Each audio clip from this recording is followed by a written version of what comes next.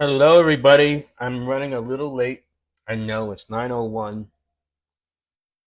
I usually like to be right on time, but I'm going to give everyone a chance to kind of catch up and come in. And hello, Seamus, Dante, Maria, uh, Katerin, Mercurial Megan, um, Gianna Christina. That's a beautiful name. Bosque Vivos. Kelly, what's going on? Good to hear from you. Remember, live free. Unique, Donnie White. I mean, I just gave your whole government. I really stopped. I just get so excited. That's my niece. Um, Charlotte. Hey, Charlotte. Haven't seen you since, I guess, Astro Star days. Hey, Regina. Hi, Abby. Yeah, they're going to come looking for you, Unique. Now that they have your information. Hello. Hey, Slow Bo. I know that is. BGRS. Okay. Annalicia. So let's get to why you're here. Because I said I would talk about a few things. I would talk about one, why I feel, or what are some of the contributing factors to why Kamala Harris lost. Hey, Carmen. And the other thing I want to talk about is what that means for all of us, each of us. And then I want to talk about why I thought Donald Trump would win astrologically and some methods that become important for the astrological community to consider moving forward. And this is based on 24 years of observation, looking at astrologers talk about what I call horse races related to the presidential election. And then I'm going to talk about what I have seen work and what I don't believe works or not work consistently. So that's very important that I say. I do not think there are some methods that work consistently. So I want to start off by reading an article that I got this morning from the New York Times. I know I have often thought to unsubscribe from the New York Times, but occasionally you find some gems. And I also know, like, well, they're not the Washington Post and they're not the LA Times. I actually, you can judge me, I subscribe to all three. Um, because I like information, I like data, which is going to be important as I talk about something a little later. But one of and it's an article that if you have the New York Times, it's the morning, and it's an article by David Leonhardt. And what he says in there really, I felt sums up what I also wanted to start off in saying. This is what he says. The presidential electorate, like the overall population, includes more people who feel alienated and cynical. They were less persuaded by Harris's message that Trump was a radical who would end the country's establishment. They may appreciate Trump's radicalism.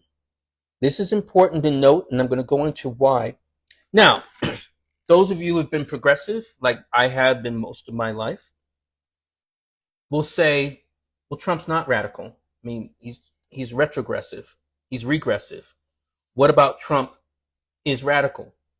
It's how he's perceived as radical, as challenging the establishment and being anti-establishment from how he talks, how he feels like he's giving folks insider knowledge as someone who has been wealthy and also who has been president and who has funded politicians. So people feel like they get some inside scoop from someone who is powerful and in some way is able to kind of challenge the status quo, challenge more how the Republican Party has functioned, kind of going with this idea of rhino, Republican in name only. And so there have been massive shifts with the Republican Party, and he lists some of the shifts from many of the red states from 2020. So Florida, for instance, got a 9.8 percentage hike. Ohio 3.3. The lowest one was Oklahoma, which was 1.2. But even in my state where I live now, New Mexico was 5.1. And let me see here. Pennsylvania got a 3.1 hike. And so what does this mean? Like, why is this important? Why are you talking to me about this, Sam? I know I'm going to get to the astrology. I'm not going to tell you some of the usual things, and especially right now where people are very caught up with blame. Specifically saying, it was the Latino voters, it was the black voters who shifted, it was this, it was all these other things that have changed. I don't think those kinds of conversations are useful, especially someone who's had a history in racialized studies, because still the majority were white women and white men. Let's just get that out of the way. So if we're going to talk about it in relation to race, we got to be clear. So talking about who was shaved off in terms of the 16 or 20% of black men, or the 8 or 7% of black women, I don't think is a helpful conversation. It's something to note, but I don't think that's the issue. What I think the issue is that we can take some measure of applicability and start working with is that people in general have to get over their social naivete. And you're like, what do you mean by social naivete? Well, let me explain. It's a concept that I learned from Robert Greene in one of his books called Mastery, which I would recommend to you. The other book that he's written that also is very good is called The Laws of Human Nature. One of the things he talks about what this social or societal naivete is, and I see it all the time, is that you think other people, strangers, think like you. And you run with that assumption. Rather than listening and observing how people think. This is critical.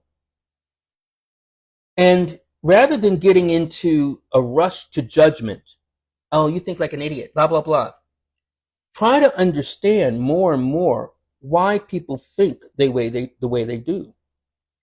One of the things I observed on top of the astrology I'm going to talk to you about over the last 3 years, and anyone who follows me on Facebook will tell you I've been saying over the last 3 years, Joe Biden's in trouble.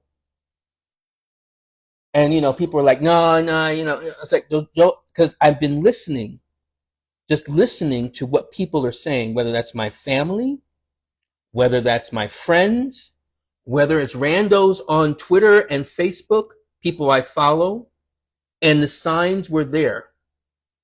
And what was I listening to, and what's the relevance of this? What I was listening to is exactly what Leonhardt very much focuses in on. People feel alienated and they're cynical. And so the messaging they needed is feeling that sense of not just racial inclusion or inclusion by gender or sexuality. They needed to feel some measure of inclusion by feeling that they were railing against something, the system, the structure, the establishment. And Trump fed into that with every message. What do you mean? Couple things.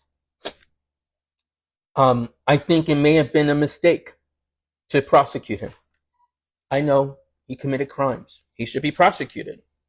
But he used that as fodder for not just his followers or for his MAGA movement, but other Americans clearly, to demonstrate that he was being prosecuted and persecuted. Trump relishes the idea of grievances. And that means the people who are most affected and influenced by him are also caught up with grievances. You know these people. And I don't mean just people who are Trump people. People who always are talking about, we call it, and I don't think this is a fortunate term, we call it a victim mentality. People who are always talking about, well, this happened to me and no one listens to me and no one cares. The system is crushing me and crushing us. Now you could say, well, Sam, isn't that, you got 2 degrees in African American studies, don't you know that this is happening to people? Yes, but you either are going to be dealing with people who are cultivating agency and in terms of inspiring people to want to do more, or you're going to be cultivating people who feel like, as Trump does, they have a grievance and they should take it against government and they can make that change and tear it all down. And that's the platform and that's the messaging that Trump ran on. But I would hear many of my leftist, progressive, even moderate friends like,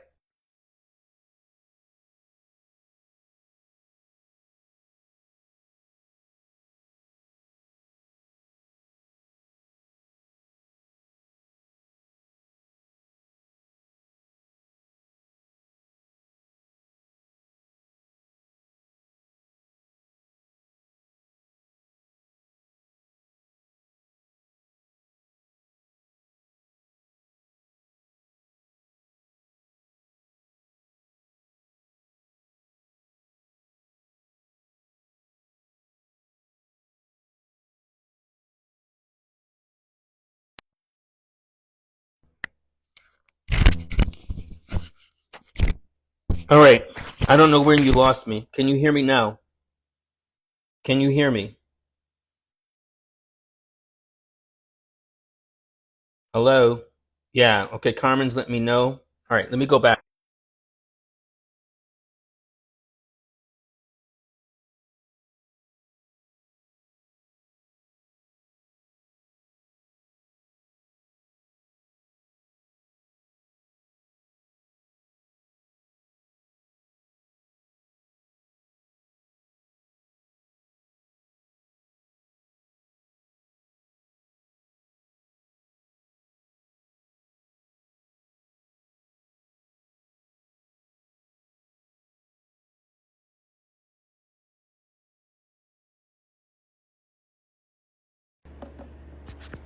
All right, can you hear me? You're right, Kelly, it is my mic. My mic, it needs to be charged. Can you hear me now? No, it's not Mercury.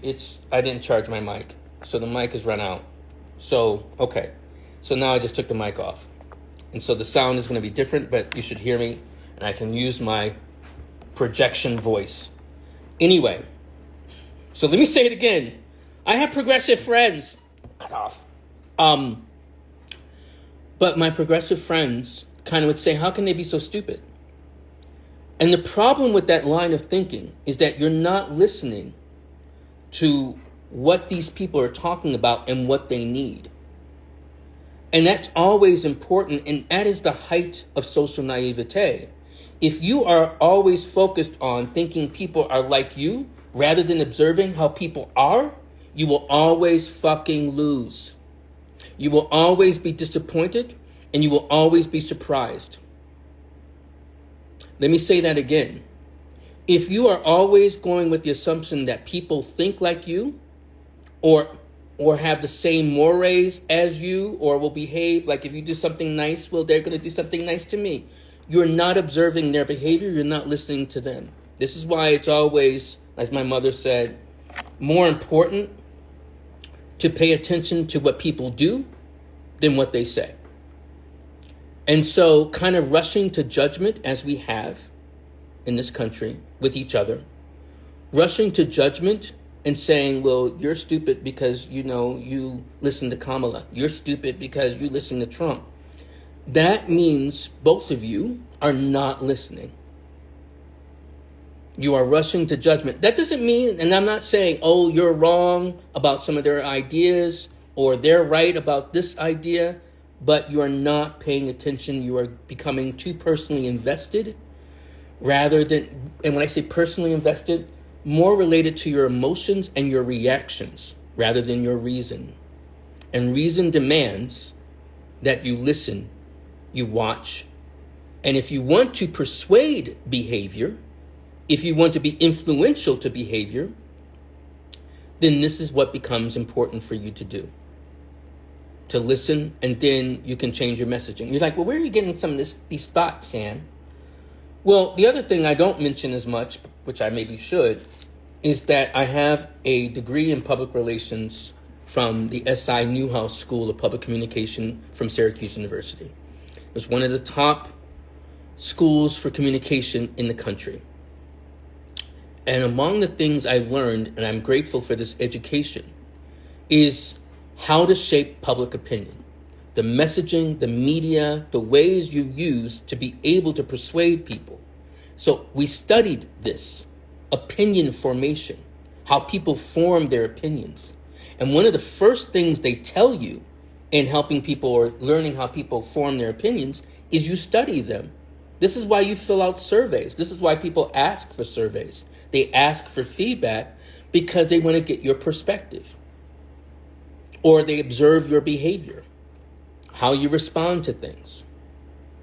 And so this is one step, I think, in the positive direction that we need to make as a country in terms of, like, one, listening to each other and to understand how he won. Now, there's more granular things that I'll go into very briefly, and then I'll get into the crux of why some of you are here, especially related to the astrology. I think, well, one, I'll say Kamala had a very difficult hand, was dealt a very difficult hand to kind of come up with a campaign in 3 months. It's not me necessarily feeling sorry for her or, because you could say she had been in office, and she wasn't the president. There was a president. And so this is something to kind of recognize. But she had a difficult hand. And so she wasn't necessarily, it took her a while to get clear on her messaging. And even still, the messaging wasn't always clear. So that's one difficulty. It is my opinion,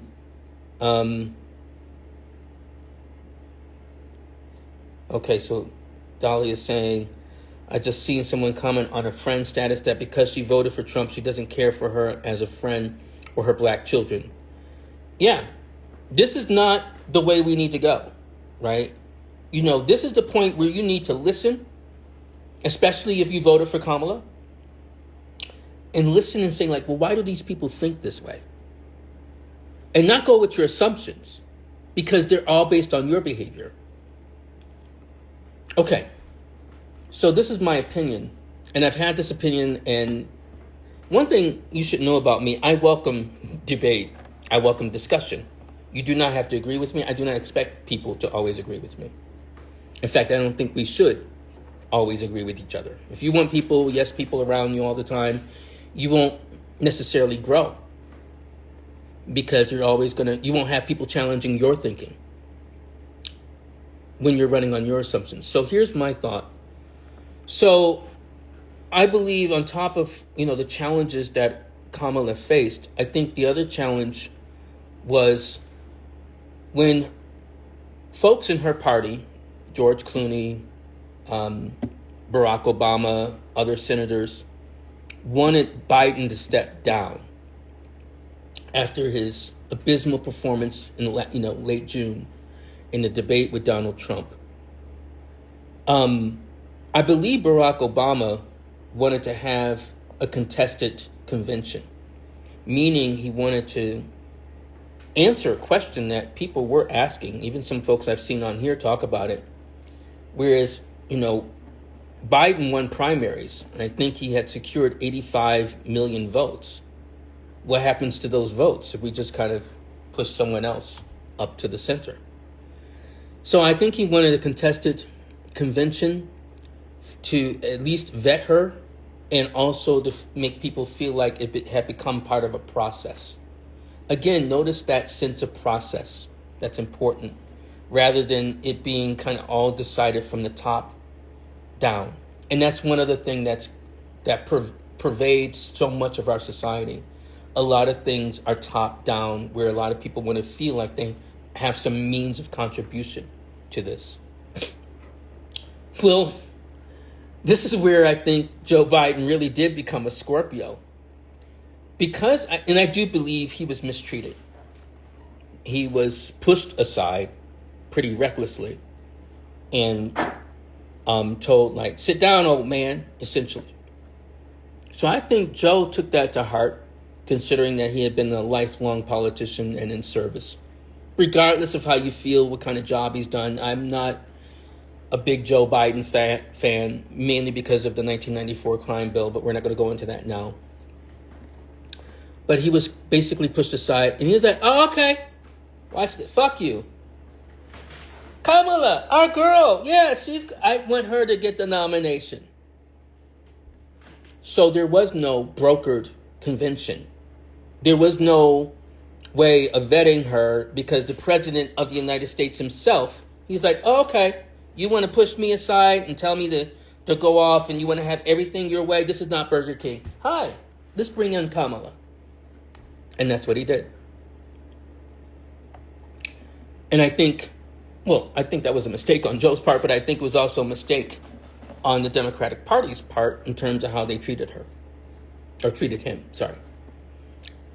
So I think that was one particular thing that was very difficult from the very jump, we could say, in the position that Kamala was put in. We also could make the argument that, many of Joe's handlers, the back end people, had thought that, it was always clear that Joe would be a one-term president and he would step aside and have the younger woman step forward. But when the time came, he wouldn't, which is another issue, where we have baby boomers and those a little before them who just don't want to kind of trust younger folks and younger generation, which is pervasive, especially in both parties. Again, speaking to where people don't feel heard and seen. So, what's the move forward? I think there's a couple things. One, understand something. Resistance is not futile. I don't care what the fucking Borg say, right? It's never futile. It is always something to realize that you can be the resistance. By Trump's victory, one of the things, the disadvantage that he is going to face is that now he's the establishment. And he can no longer, and most of the Republicans can't run on being anti-establishment. And they can't run with that messaging of talking about we're alienated and we have a right to be cynical because you're the establishment. I think the Democrats should remember that. And rather than just being anti, saying like we're a group of people to kind of run up. This was the success of Barack Obama. And his messaging was very clear that we are the outsiders in the outback who are coming in. We are the Huns. We are the people who are coming in. And that wasn't the messaging that the Democrats could finesse. And this is the messaging that largely that the the Republicans have used. So, Allison, you kind of threw me off when you wrote, it's the voice for me. I don't know whose voice you mean. I mean, if it's Trump's voice, I completely agree. That was one thing I was happy about in 2020. I was like, this motherfucker's gone. But he wasn't gone. I'll say this and then I'll get into the astrology. The reason why, because the natural question is like, well, how did he lose in 2020? I think there were a couple factors. One, again, he was the establishment And we were all dealing with the threat of serious illness. And not just that, we were all dealing with lockdown, we were dealing with the economy and challenges related to the economy. And I think by virtue of that, that is what tempered people to kind of, quote unquote, rebel and put them out. So there is hope. I don't think this is kind of the end of our democracy. I think Trump will do some serious damage. I'm not minimizing the damage that he could do. I talked about the sense of community and building a sense of community. The other thing that I think is important, as Saturn is about to go into Aries next year, and when I say next year, I mean literally 2025. And I mean also Neptune is going to be going into Aries as well. And we have a lot of sign shifts. Stack your paper. Do not do excess spending if you can avoid it. We are likely probably going towards some more difficult economic times. And I think it becomes important for us to start thinking about how we look after each other. And how we care for each other and look in on each other. And I think arrange more in-person meetings, whether we're talking about the astrological community or any other particular community, more in-person, more organization. And as I said yesterday, just relying on the internet is not power.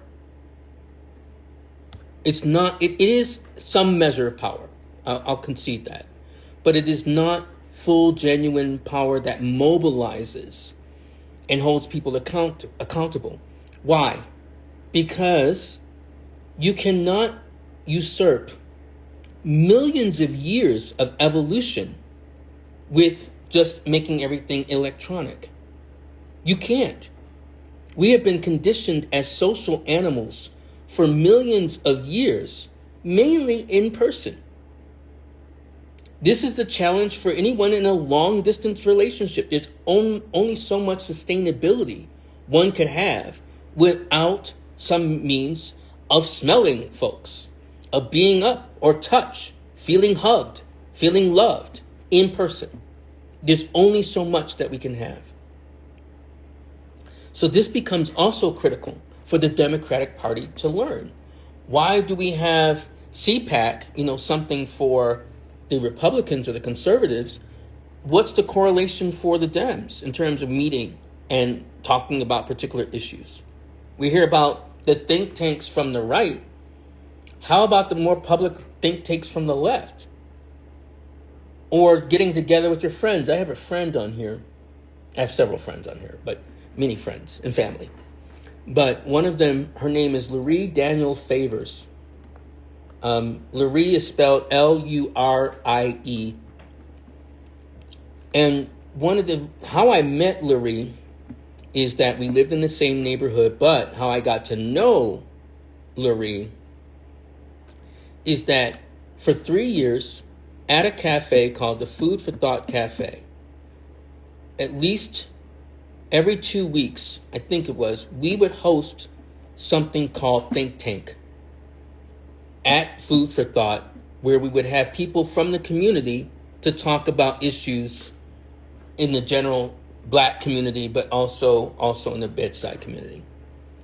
And it had a very specific goal, which was to cultivate more discussion, but also for fostering how people learn better how to debate and talk about their thoughts. Many people can't articulate their thoughts and their reasoning, not only because they're not listening, but also they don't know how to read and talk. And so this was a way of getting people together, literally in person, to be able to discuss things. Now, of course, now in the age of Zoom, we can do this virtually, but I also encourage people to do it in person. In some way, in fostering that sense of connection. This becomes important. It's not just leaving everything online. This is not how we've developed in our evolution. I've gone on long and I'm going toward office hours, so I am going to talk about the astrology.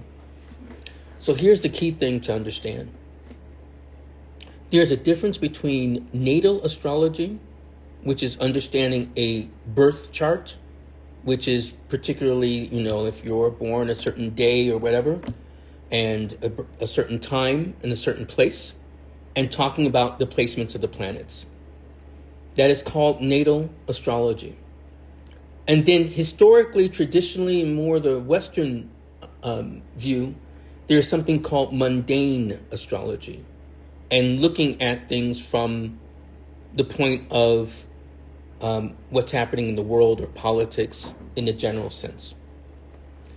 The problem I think most modern astrologers make is confusing natal astrology with mundane, or what we could call world astrology. They are not the fucking same.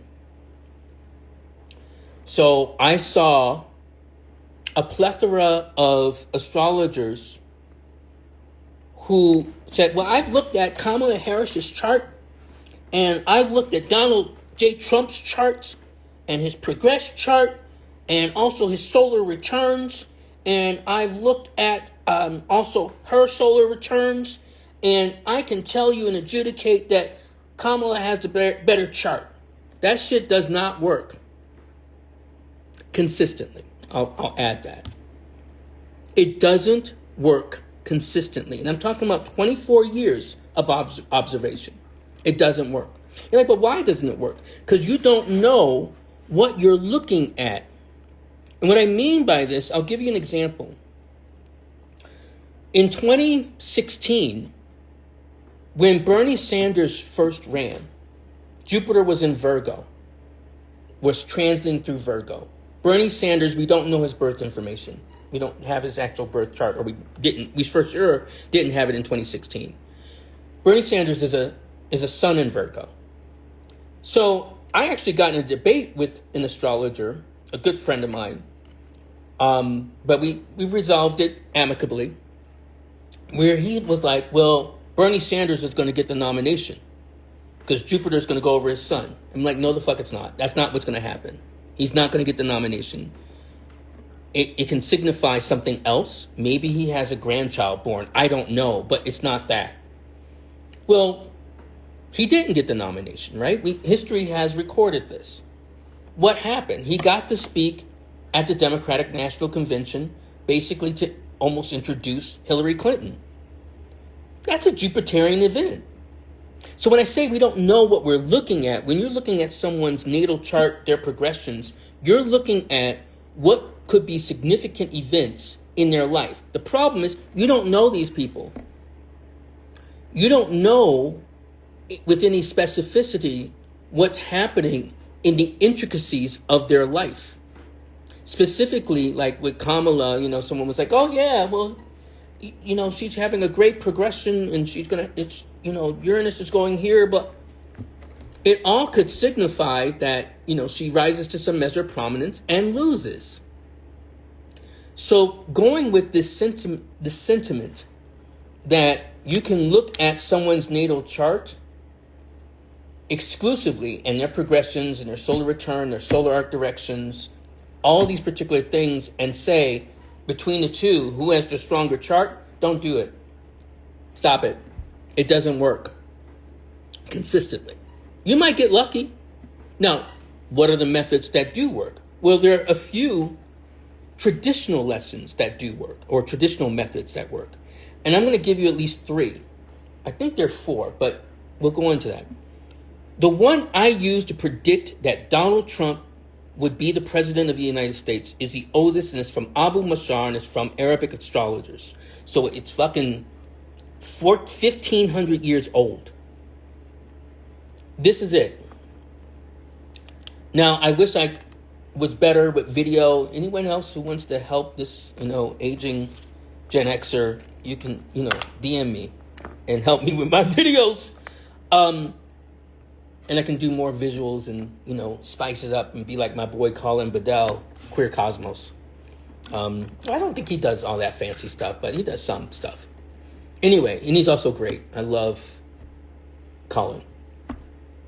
So here's the method. The method is that you cast a chart for the capital city in question. So it'll be Washington, D.C., for the Aries ingress, meaning when the sun goes, the moment, the second that the sun goes into Aries for the year in question. So this would be the Aries ingress for 2024 in Washington, D.C. Okay, I hope that part is clear. Then the next thing you do is that you look at the incumbent and the incumbent party in the 10th house. Or if you're using a quadrant house, you would use the MC, depending on which. But you're looking at the 10th house. Why? Because that represents the king. That's historically what it's said to be. That it represents the king, it represents the ruler, and the incumbent, the 10th house. Which means, by contrast, the 4th house is the challenger. You look at the ruler of the 10th, you just don't go by, don't do sinology. So for this example, it was Leo. So Leo's like, oh, the king. But fucking use rulers. Stop relying on signs. You guys are going like, yeah, because Pisces are like, nobody cares. Look at Jupiter for the ruler. So anyway, going back with this example, you go back to the sun, because Leo is on the cusp of the 10th house. So you're looking at the condition of the sun. Then opposite is going to be Aquarius. And so you're going to use, I would recommend using traditional rulers. You're going to look at Saturn.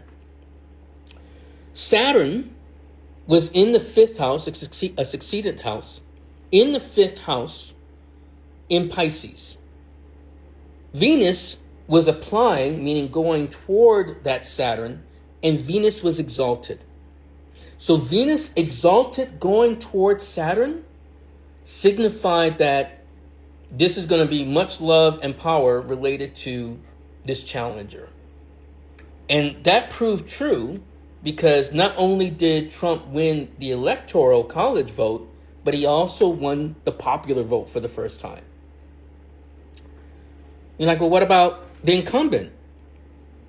Now, the incumbent is in Aries, which is exalted, so it's a strong sun, but it was in the 6th house, which is deemed, or what we talk about as a Caton house related to illness. And so that signified that some measure of weakness would afflict the incumbent. And it seemed to be true, and it was true, for Joe Biden. Now, I got in a conversation with my buddy, Gimel Resh, also known as Gabe Rosas, and we had a minor debate. The debate was, when talking about the 10th house and the incumbent, considering that the incumbent changed, are we talking about Joe Biden or Kamala Harris? I went with the idea that it was the party in charge, the dominant party, the incumbent party. So I saw that the incumbent party would be weakened or weak. And by virtue of that, that would signify where it would be some measure of loss. So that was my method. Now, there are other parts of that method that you should know. If you have fixed angles on the ascendant, or a fixed sign, you have a fixed sign on the ascendant, then you just stick with the Aries ingress chart. You can just use that. And so it was 16 degrees Scorpio rising. Scorpio is a fixed sign. So I didn't need to cast any other charts to be able to check whether this stays true. If a mutable sign is rising, Sagittarius, Pisces, Gemini, Virgo, then you would need to cast a second chart, and you would cast a chart for the Libra ingress. So when the sun goes into 0 degrees Libra for the same location, which is the capital of a country. And then if it is a cardinal sign, you're going to be doing 4 charts, and you're going to be doing that for Aries ingress, Libra ingress. Then, I guess you might look at the Aries ingress, the Cancer ingress and the Libra ingress. I don't know if you need to do necessarily the Capricorn ingress, so you would do all the cardinal entry points. But considering that our election is November, I don't know if we need to get the Capricorn. So you would at least do 3. So that is the method that Abu Masar and the Arabic astrologers use to see who's been in power. Now, I cheated. Well, I shouldn't say I cheated. I didn't cheat. I tested this. Friends asked me to do this for an election in India a few months back. And I predicted that Modi would actually clear a majority because they have a parliamentary government, a coalition government, that he would lose some measure of power. I just talked about you, Gabe. You missed it. That he would actually restore his government, but he would lose some seats. And again, using that same method of 10th house and 4th house. And that's exactly what happened. So I had more confidence related to my model going into this election. Hey! Jessica's not saying hello to me. Gabe, she's saying hello to you. Anyway, here are the other methods. The other method that I would say that you can use, because you want to come up with something that's tertiary, a third way of looking at things. The tertiary methods that I've seen employed, similar to this, is using the first polling place for the initial vote on the start of election day. And this is more of a modern method. And I think it's in Dixville, I wouldn't say Heights, but that's probably not right, but Dixville, New Hampshire. And so they start at midnight. So you would look at the first house as the incumbent and the 7th house as the challenger. It's the same kind of methodology that you use with sporting events, by the way. And you would look at the ruler. Don't get into signs. Stop it. You would look at the ruler of the first. And you would look, Dixville Notch, thank you. Virgos for the win. Love Virgos. Anyway, Dixville Notch. You start off with Aries, and then you start off with the first house, and then you start off with the 7th house. And you look at the rulers related to those, and you use the same kind of idea as I was talking about with 10th house, 4th house, with Abu Masar's method. So that is yet another method that you can use. Notice I haven't evoked natal charts with either method once. There is a way to do it with natal charts. The other two, or I think it's just the third method, the other third method that I have seen with some measure of success is that you look at the natal charts of the candidates and you compare them to one of 3 charts, or at least 3 charts that you can use, at least, because there are other charts you can use. One, I've seen, and I learned this from Kenneth Bowser, a sidereal astrologer, so it's not so much about what zodiac you use, but he used it with great effect in 2016, and it wasn't his politician. Now, a lot of problems with astrologers predicting horse races or predicting the presidential race is that they often reveal more about their politics than the actual race. It's like, well, Kamala's going to win. Are you a progressive? Are you a Dem? Yeah, well, that's why. Or, are you an arts conservative or a paleo conservative or a conservative? Well, that's why you felt Trump would win. A lot of people do that. But I'll give props to Kenneth Bowser because that wasn't his politics. That isn't his politics in 2016. So here's his method. He looked at Trump's chart related to George Washington's inaugural chart, or when George Washington was said to have been inaugurated, I believe, in New York City, when that was our capital. Or maybe it was Philly. I get those two confused at times. But it's available on Astro Databank, so you can find it, but it's looking at the inauguration chart. So you look at each candidate, and you see how it relates to that chart, and what kind of gets, we'll say, hit, becomes signified. Now you can see it's a lot more subjective than the other methods I've elucidated. And that's kind of the risk. The other two charts is that you can look at the inauguration chart for the upcoming actual election or results. So in our case, it would be January 20th, 2025. Thank you. It was NYC. Gabe just put it into the chat. So for the inaugural chart, it would be when George Washington was inaugurated in NYC. The other chart is kind of using the upcoming inauguration chart compared with the two candidates. The third chart, which I think is the shadiest, and by shady I mean the riskiest and probably getting more subjective, is to use one of the mini charts for the United States. The most popular is the symbolic Sibley chart. It's symbolic. It's not. It isn't for the actual signing for the Declaration of Independence. This is what generally people use. Now, one particular, and I'll try to add this to, remember to add this to my, what do I call it? Tap links. So my friend Gary Lawrenson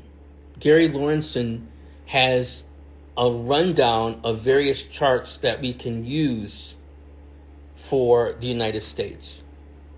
The Sibley chart, again, is the most popular, but there are other charts that we can use that may work just as well, or even symbolically work even better. So you can look at the two candidate charts and then compare it to that. But one of the things you will notice that there's always a tertiary chart, a third, we could say objective chart, on which you use to compare it. So rather than just relying on, the battle of the two charts, which does nothing any justice, right? Just think about it. We're not talking about synastry when you're talking about vying for the president of the United States. What you're talking about is what fits the moment, the arc of the country. It's not synastry. It's not like how these two people compare to each other and, who has the better, chart for the time or the better transits. That's a big one. It's kind of like, well, I like, Kamala's transits. She has, in fact, when I told people months ago that I thought Trump would win, and when I say I told people, this was on Facebook, so I didn't make, big, I didn't go as much on public, and I said why yesterday, and I'll say it again. One of the reasons why I didn't make a big to-do, as a prominent black astrologer, I think I can say that without sounding cocky, I didn't think it was necessarily fitting for me to kind of make a big deal of thinking that the first black woman nominated by a party is going to lose. So I didn't. I kept it mostly private on my page or, with my students. And if you want to say like, well, you didn't feel confident I felt confident about it. I told people, but I didn't feel like I had to, because it would look like I'm dogging her. And I've seen enough black folks, even some black astrologers, dog her. And I'm, if that is fate, if the fates are going to work their work, let them do their work. I don't have to add to it. And so I didn't. Anyway, I think I've said most of what I need to say, and I need to get to office hours for my classes. So I'm really glad a lot of you joined. Assalamu alaikum, assalamu alaikum, King Simon. I'd like to thank all of you for joining me. I don't know if anyone has any questions or needs some points of clarification. Thank you, Dolly. Can you do synastry, by the way, a natal and the Sibley? Between a natal? Yeah, that's what I was saying. You could look at the natal, one particular practice that, like I said, is sketchy, but I've seen it done with some effect, was look at the natal charts of the two candidates related to the Sibley. The Sibley is a questionable chart, but it's a tertiary chart that you can use as an objective measure between these two folks. So just keep that in mind. Anyone have any other questions? Thank you, Callie. Hey, Sarah, what's going on? All right. Well, thank you, everyone. I hope this has been instructive and helpful. Yeah, I see a lot of, like I said, because I hope we refine our ability to, deal with predictions. And there's some methods that are better than others. And yeah, I'm sorry, Terry. It is sickening for a lot of people. I mean, I had some time to live with it, dealing with the prospect of this happening. But we will rise. Yeah. Well, let me do a different live on Pluto entering Aquarius. Donation button. No, I don't have a donation button. Is that a thing? I don't know. I feel like, okay, I didn't even think like, oh, donation button. Well, if you want to give, you can go to my website. It's unlockastrology.com and make a payment. So I appreciate it. So thank you. All right. Well, thank you, everybody. Callie, stop laughing at me. Anyway, and Callie knows that I'm not hurt by that. I mean, I would laugh at me too. All right, everybody. I'll put this up as a reel. Talk to you later.